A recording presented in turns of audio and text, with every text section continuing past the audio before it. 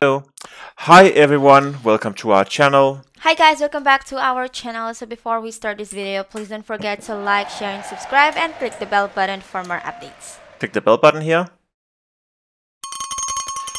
for more updates. Yes, so Today we'll travel, right?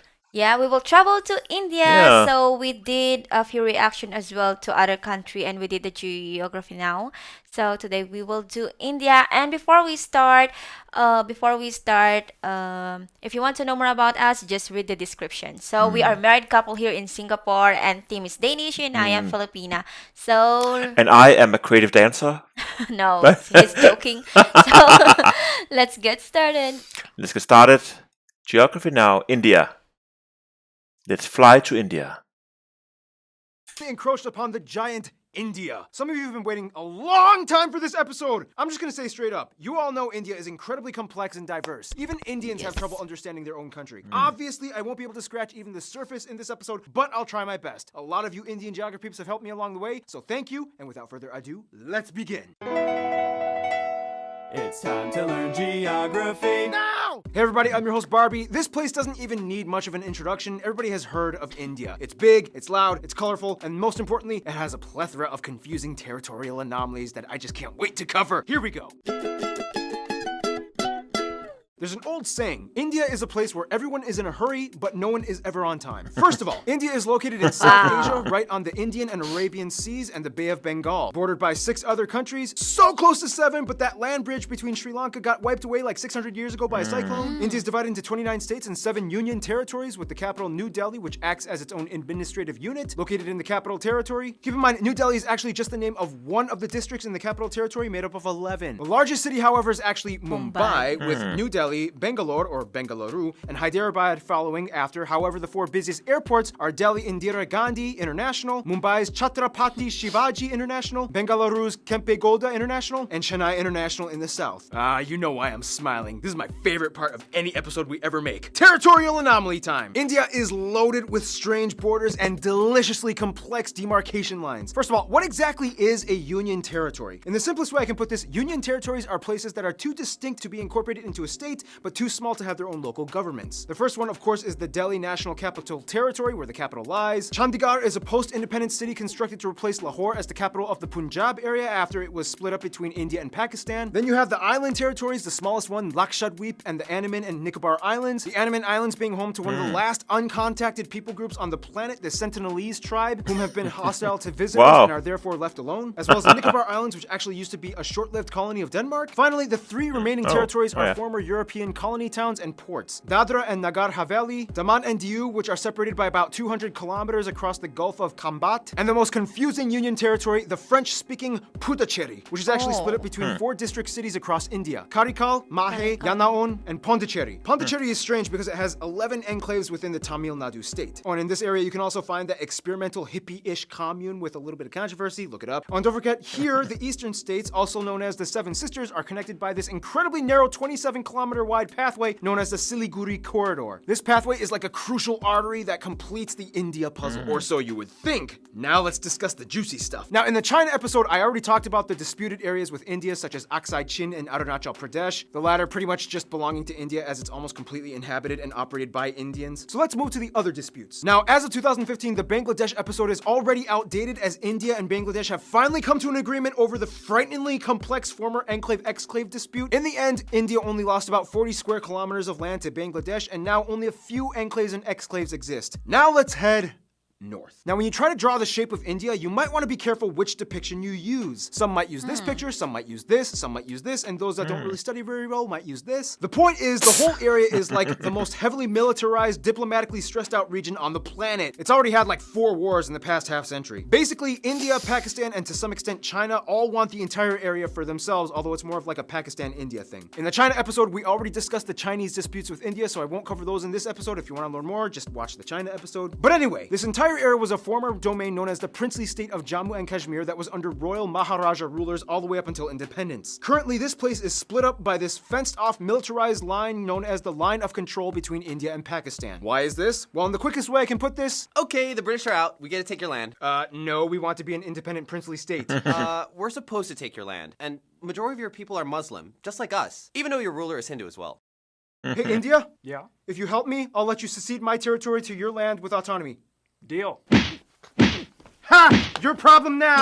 I love how Mike played India. He totally represents India. Oh, and keep in mind, Pakistan's capital, Islamabad, is less than 80 kilometers away from all that drama. The line of control meanders through the mountains until it stops at a point called NJ9842. This is where things get really crazy, because from there you hit the Siachen Glacier, the second longest non-polar glacier in the world, and this is pretty much the dead man zone. After point NJ9842, you hit the actual ground position line, a series of military outposts that extend all the way to the Chinese border. That means everything in this area is ground zero for the Indo-Pak tension. And you know, the crazy thing is there's actually literally small towns of normal regular civilians living in these areas high up in the mountains, many of which just go about daily life, going to work and raising their families. Otherwise, they have a river dispute with Nepal and various river islands disputed with Bangladesh.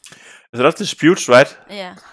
Outside of all the dispute stuff though, India not only has the world's second largest road network and 3 of the world's top 10 megacities and their own space program, but they also have a copious abundance of landmarks and notable sites, way too many to list, but some of the ones that you guys, the Indian geographers, have told me to mention include places like the abandoned Danush Kodi Ghost City, Wakanda Fort, the 4 pillars of Charminar, the Ajanta Buddhist art caves, the Ellora monolithic ruins, Mandu Fortress, the Golden Temple, which feeds over 100,000 people a day, the Gol Gumbaz Mausoleum, the Kalavantin Durg Post, the ruins of Hampi, the hill forts of Rajasthan, Shatrunjaya Hill, which is basically like a mecca for Jains, the Temple of the Bodhi Tree, Jal Mahal, Bangat Fort, the most haunted place in India, Mahabat Maqbara, and keep in mind, just like in China, you can find a Great Wall of India in Rajsamand. There's also the Paritala Anjaneya Temple with the largest statue in India depicting Hanuman, and at over 150 acres, the Sri Rangan Attaswamy Temple, the largest Hindu temple in the world. And there's also that building with the... That kind is like we have here. Yeah, we have in that in Singapore, the small one. Yeah, this kind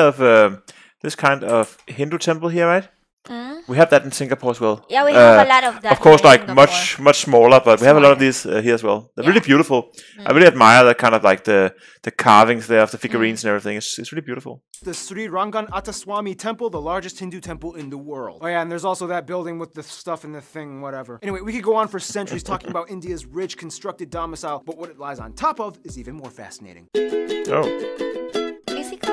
Now, don't make this mistake. I'm going to India. All I need are my sandals and sunscreen.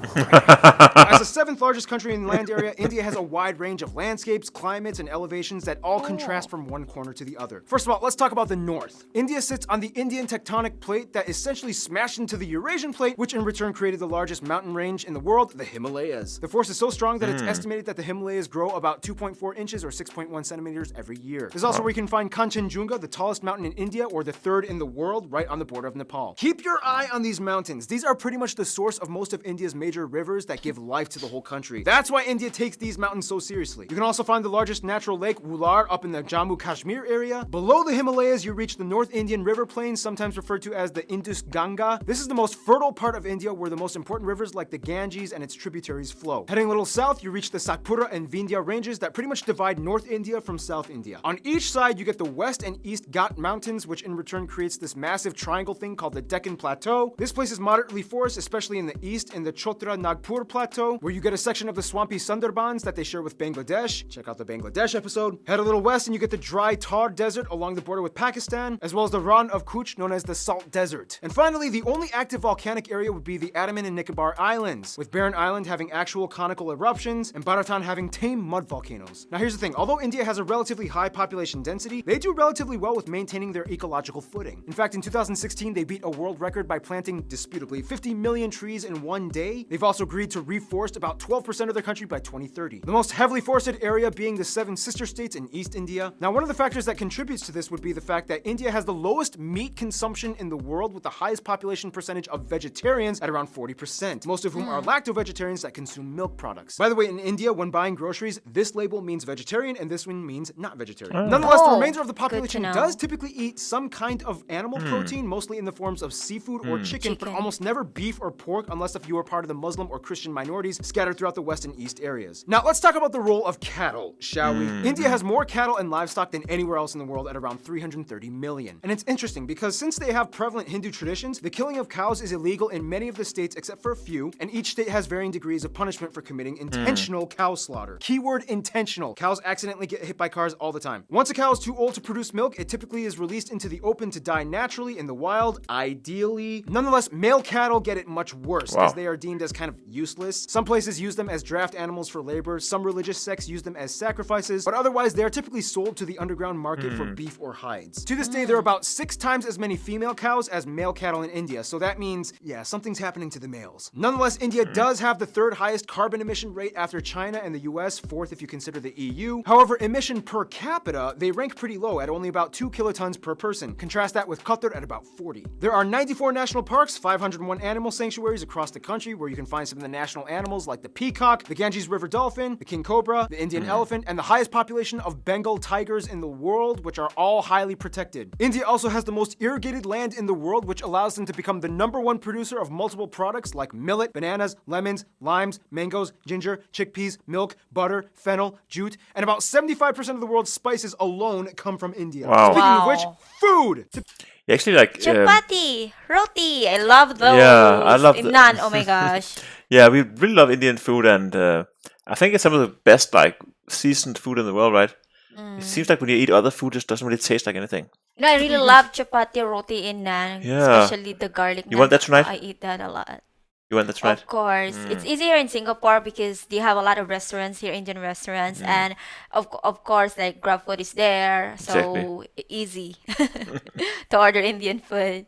You find the staples roti, chapati, and naan in the north, idli and dosa in the south, and everybody eats rice. The more commonly commercialized Indian foods that we in the West grew up knowing, like samosas, tikka masala, tandooris, Masala. and my favorite Indian dish, palak paneer, these usually come from the northern regions of India.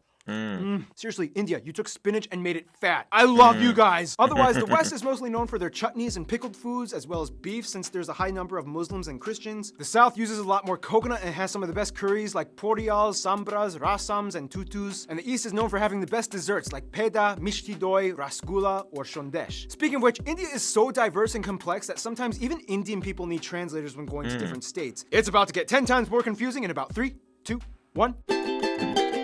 Oh, yeah. demographics. Shashti Tharoor once said, "In India, we celebrate the commonality of major differences. We are a land of belonging rather than blood." First of all, India has a population of about 1.3 billion people and is the second most That's populous really country in huge. the world after China, with about 18% of the world's population. About 72% of the country is Indo-Aryan and a quarter are Dravidian, and the majority of the remainder are Mongoloid, Asian, and other people groups. They also use the Indian rupee as their currency, they use the Type C, D, and M plug outlets, and they drive on the left side of the road. By the way, technically it's illegal So for is these it like banknotes to leave same the country, Singapore? but you guys have sent me a lot of them You from drive on Fan left Mail for side. Fan Friday videos, so I don't want to go to jail. Again. Now keep in mind, those statistics that I just mentioned are incredibly generalized. Of the Indo-Aryan and Dravidian communities, there are about 2,000 different ethno-linguistic people groups in India, with about 645 district indigenous tribes, 52 major ones. So obviously we can't cover them all, but what we do know is that the north is very different from the south. For one, the north mostly speaks in languages that are all related to the Indo-Aryan branch, with languages like Hindi, Bengali, Punjabi, and Gujarati, whereas the south speaks a completely unintelligible Dravidian branch, with languages like Tamil, Telugu, Malayalam, and Kannada.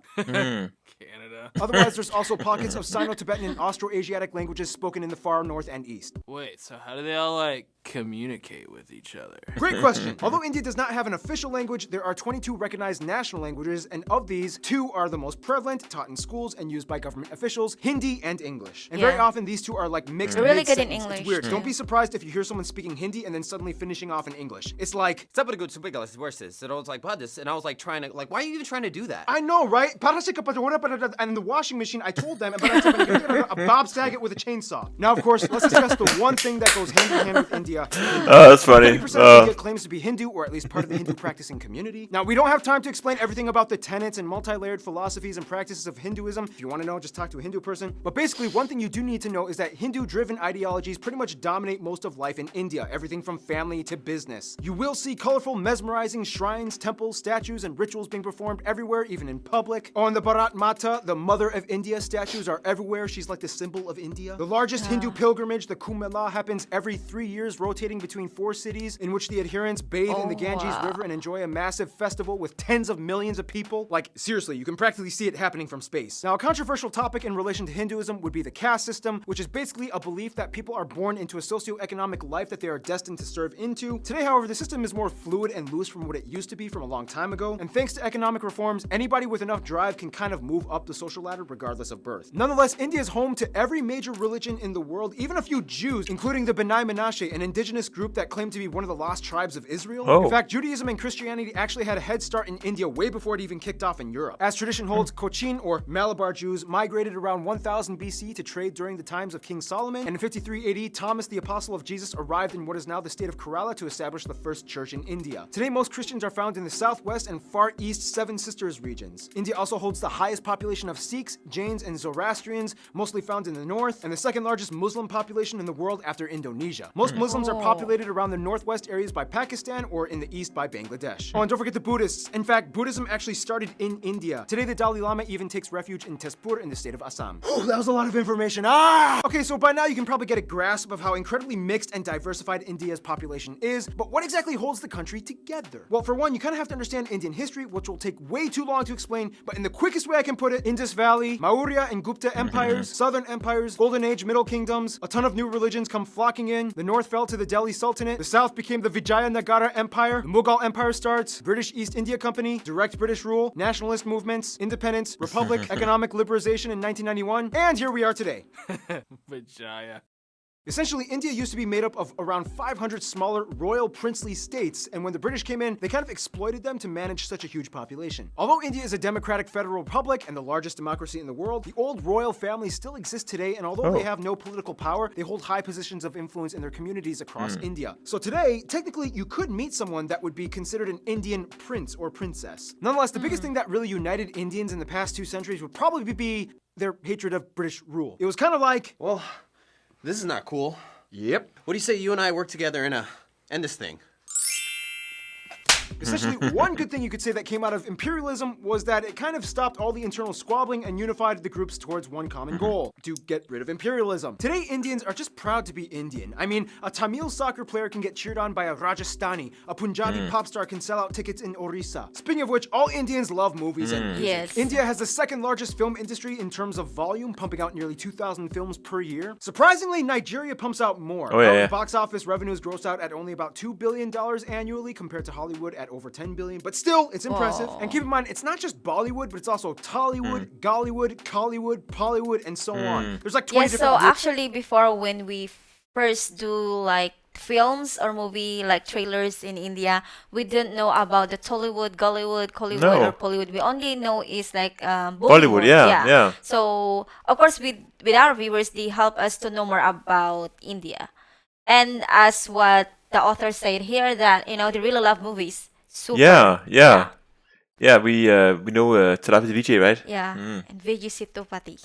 woods in India. Oh, and like every movie in India has at least one scene where everybody breaks out in song, and there's almost always a happy ending. Unfortunately, mainstream media has also put an aesthetic strain on many of the people, as it's almost become an obsession to be light or fair-skinned, causing people to go so far as to buy skin bleaching products. Some other controversies include things like illiteracy being an issue in many parts of the country, especially in the rural areas. But I mean, come on, when your country has literally hundreds of different writing systems, go figure. I mean, give them a break. Also, many of you guys, the Indian geography peeps, have asked me to bring awareness to the fact that India does unfortunately have some of the highest rates of human trafficking and child slavery. The government is trying to crack down and culture is slowly being reformed, but for now, it's a sad reality that still does exist. Hey, here at GN, we talk about the good and the bad. I'm just saying. Otherwise, sports do definitely tie everyone together as well, especially cricket, the national sport, even though they also used to do really well in field hockey. India also has a lot of their own indigenous sports like Dopkel in Assam, bull racing in Kerala, Insuknar, rod pushing in Mizoram, and Malakamba, the strange cool yoga gymnastics thing in the south. Otherwise, some notable people from India or of Indian descent might include people like Siddhartha Gautama or the Buddha, Mahavir, Ashoka the Great, Prithviraj Chauhan, Aurangzeb, Shivaji of the Maratha Empire, Mohandas or Mahatma Gandhi, Indira Gandhi, Subhash Chandra Bose, Jawaharlal Nehru, Rabindranath Tagore, C.V. Raman, Satyendra Nath Bose, Bhagat Singh, Dr. APJ Abdul Kalam, Shah Rukh Khan, Amitabh Bachchan, Amir Khan, Salman Khan, Priyana Chopra, Ben Kingsley, Sundar Pichai, Satya Narayana Nadella, A.R. Rahman, Sachin Tendulkar, and Mahendra Singh Dhoni. There's also literally millions of other famous people. Sachin Tendulkar is like a very famous cricket player.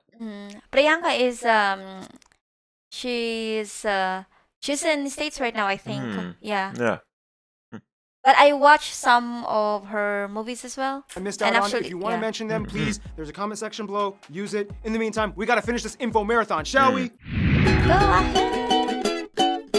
Oh. Now, no surprise, India is huge and therefore has a huge international outreach when it comes to diplomacy to almost everyone, except their immediate neighbors. First of all, countries with large population percentages of Hindus and Indians like Fiji, Guyana, Suriname, Trinidad and Tobago, Mauritius, and Malaysia typically stay close to India's roster of go-to friends. They enjoy cordial relations with trade. Now, the UK may have left on a sour note, but they still have a lot of ties to their former colonizer in terms of business and tourism. India is still part of the Commonwealth, not Commonwealth realm, there's a difference, and the UK has over 1.5 million citizens of Indian descent. As mentioned in the China episode, China is kind of like India's "I'm only here to do business with you and nothing else" friend, as drama still hasn't subsided in regards to the territory conflicts. Now, when it comes to the US, things started kind of sour back in the 70s during the Indo-Pak War of 1971, when the US sided with Pakistan, their arch nemesis. Today, relations have cooled off. Mostly, the US supports India's move towards democracy and is a key ally in the military conflicts in the Middle East. When it comes to their best friends, however, most of the Indians I talked to have said Russia and Bhutan. Russia because during the Indo-Pak Wars, Russia came in and supported them, and ever since then, each country has held a high position of respect for the other, especially as global superpowers. Bhutan and India signed a treaty of friendship almost immediately after independence. The two countries have shared interests and a currency pegged system as well. Bhutan even supported the annexation of their cousins in the Sikkim state into India, as it gave a nice buffer of land from China's stake to their claim. In conclusion, you will not find anywhere else on Earth like India. Thousands and millions of people inhabiting a colorful, majestic, green, slightly gritty at times slab of Earth, blessed and cursed in so many ways, yet wonderfully harmonized, mostly in a unity unlike anywhere else. In the end, that's India. Wow. Stay tuned. Indonesia is Oh, coming yeah. next.